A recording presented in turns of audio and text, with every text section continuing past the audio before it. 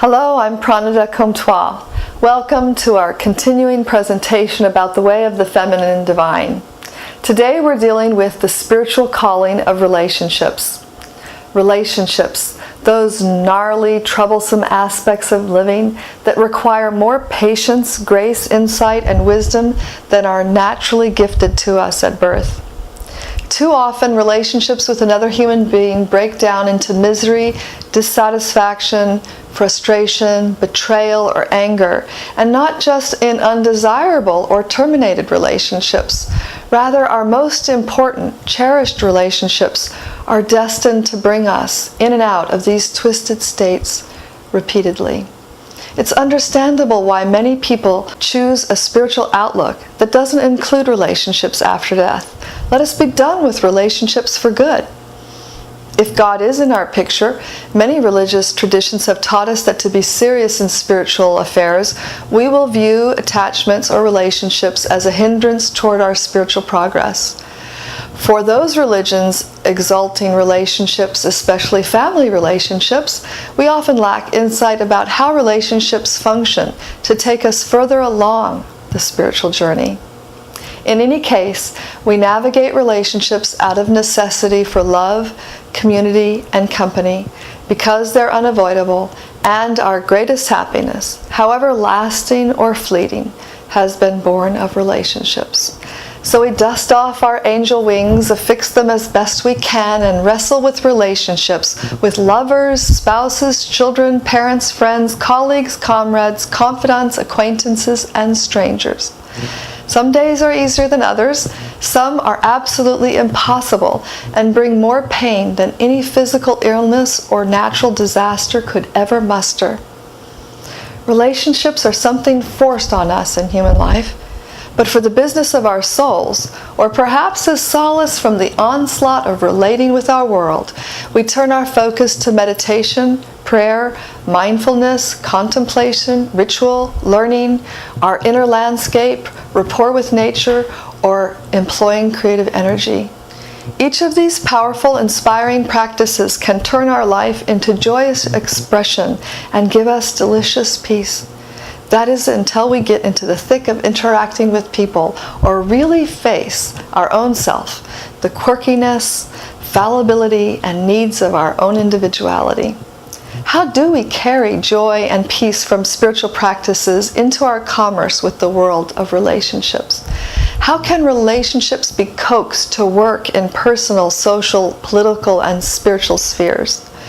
The way of the feminine divine centers on the core premise that relationships are not simply one of the many messy, unexplainable factors of human life. Relationships are channels for our spiritual upliftment and self-realization, and set aright are the healers of our social ills. Relationships and relating are to be added to the world's list of universal spiritual practices. The demands of relating, self-love, self-examination, selflessness, and humility massage our souls. Relationships aren't simply complications that plague us as we seek real pleasure in career, education, solitude, money, fame, power, or acquiring things. They aren't just an inconvenience we navigate while we proceed with our real business of a spiritual journey. Learning the art of relating is the key to end suffering and bring ultimate fulfillment of our hopes, dreams, and aspirations, both in mundane and spiritual terms. Relating to others offers more potential for our good than just delivering delirious pleasure of intoxicated new love. And learning the devotional culture of relating will go a long way in mitigating the horrendous outcomes of strangled love, our growing prison populations, deplorable neglect of our elderly, the rise of mental health disease, child abuse, suicide, domestic violence, and on the world stage, war, hunger, sex slavery, and more. Beyond our immediate material concerns, relationships can lay open a vast spiritual existence for us. Relationships do the heavy lifting of crafting our heart with a soulful response to life. What is it about interacting with other people that makes relating more than a spiritual practice, but a means and an end in metaphysical matters? To answer, we need to take a step back to look at a core premise about reality.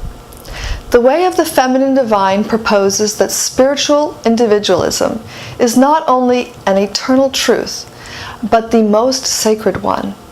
We are relational beings because individuality and its concomitant characteristic, relationships, are the nature of our true self. The vital element of relationships is emotion. Emotion is the medium for the experience of relationships. And the highest emotion, the emotion that fuels spiritual relationships, is love, pure love. We are meant to dive into love and loving, to turn to our hearts and bring heartfulness to our living. If we take a moment to reflect on the feminine divine's perspective on reality, we come to see why we still seek, why we still feel dissatisfied or empty, though we have become quite accomplished at mindfulness, meditation, and other practices that calm the raging mind, that bring degrees of happiness and give us moments of peace. To become whole, we can enrich our mindfulness with heartfulness. For that, we need to understand and value emotions. This is a serious undertaking. Our Western mindset has belittled emotions as inferior to the intellect for millennia, and many of us fear emotions for their visceral control of us. Yet it is what confuses us, what we fear, loathe, and belittle, that can offer us what we want more than anything in all the world. A pass into unsurpassed happiness, into joys that become dense, constant ecstasy. Spiritual relationships deliver what we most want in the deepest core of our being. However, relationships with ourself, others, Goddess, and our planet will neither be fulfilling, healing, or progressive as long as we misunderstand, misidentify, or mishandle the heart of relationships, emotions, and a devotional culture that nurtures and educates them. It is not in spite of relationships that we become happy and liberated. It is through relationships that we experience ecstasy, complete freedom, human evolution, and spiritual perfection. Our ceaseless dance with fear and hatred of emotions is the cause of our inability to access the liberating effect of relationships and their ability to cure our social ills. Fear and hate are impure love. They smother genuine love. Pure love is the emotion that surpasses other emotions in its fullness and its efficacy to deliver our material and metaphysical desires and needs. We are only truly sustained when we receive unconditional love, only genuinely fulfilled by giving it. Unconditional love is the highest expression of the pure self. And what opportunity do we have to develop extraordinary love if not through practice in our current relationships? It's not a cosmic joke or an aberration of reality that relationships and relating form our core experience of life. We're meant to delve into relationships, to learn how to master our emotions and love unconditionally. But what exactly is unconditional love?